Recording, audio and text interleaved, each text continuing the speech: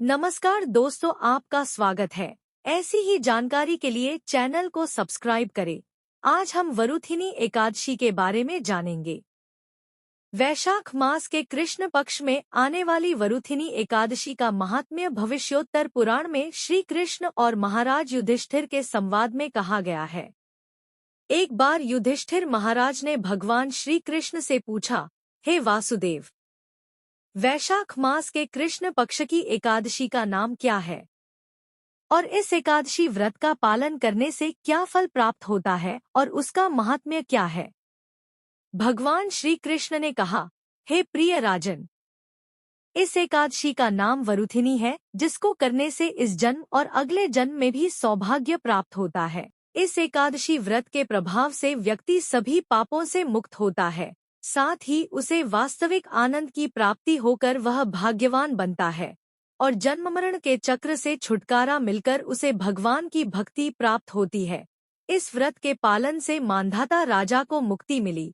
उसी प्रकार अनेक राजा महाराजा जैसे कि महाराज धुंधुमार भी मुक्त हुए। केवल वरुथिनी एकादशी के व्रत से 10,000 वर्ष तपस्या का फल प्राप्त होता है तथा सूर्य ग्रहण के समय कुरुक्षेत्र पर 40 किलो सुवर्णदान का फल इस व्रत को करने से मिलता है।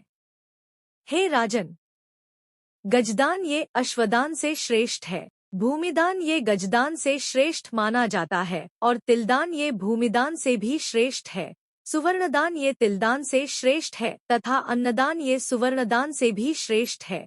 हे राजन, अन्नदान करने से पूर्वज, देवता और सभी प्राणी प्रसन्न होते हैं।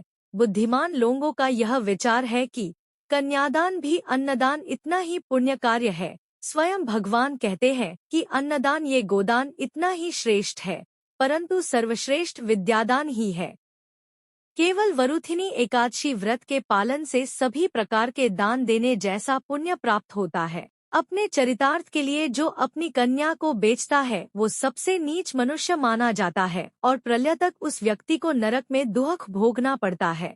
इसलिए किसी को भी अपनी कन्या के बदले में कभी धन स्वीकार नहीं करना चाहिए और जो व्यक्ति ऐसा करता है उसे अगला जन्म बिल्ली का मिलता है। परंतु अपनी क्षमता से जो व्यक्ति सुवर्णालंकार से सुशोभित करके योग्य वर को अपनी कन्या प्रदान करता है, उस व्यक्ति के पुण्यों का लेखा जोखा यमराज के सचिव चित्रगुप्त भी नहीं कर सकते। इस एकादशी के व्रत का पालन करने वालों को कुछ बातें वर्जित है। वह है, कांसे के बर्तन में न खाएं, मांसाहार न करें, मसूर की दाल, हरी सब्जियां, मटर न खाएं, अभक्त के हाथ का बनाया हुआ न खाएं। दशमी एकादशी दिन मैथुन वर्जित है।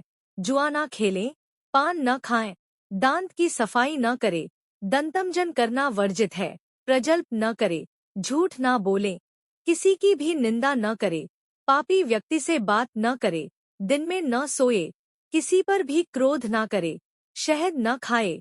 दशमी एकादशी और द्वादशी के दिन नाखून, बाल न काटे, दाढ़ी भी न करे। दशमी एकादशी और द्वादशी के दिन शरीर को तेल न लगाएं। सावधानी पूर्वक इन सब बातों का पालन करने से उत्तम प्रकार से एकादशी व्रत का पालन होता है और पालन करने वाले को जीवन के सर्वोच्च ध्येय की प्राप्ति होती है। एकादशी के दिन जागरण करने से सभी पाप क्षय हो जाते हैं और उसे भगवत धाम की प्राप्ति होती है। इस एकादशी की महिमा को जो कोई भी सुनता है अथवा पढ़ता है, उसे 1 सहस्र गोदान का पुण्य मिलता है और वह भगवान विष्णु के धाम की प्राप्ति करता है। दोस्तों, लाइक, कमेंट एंड सब्सक्राइब करें। दोस्तों, लाइक, कमेंट एंड सब्सक्राइब करें।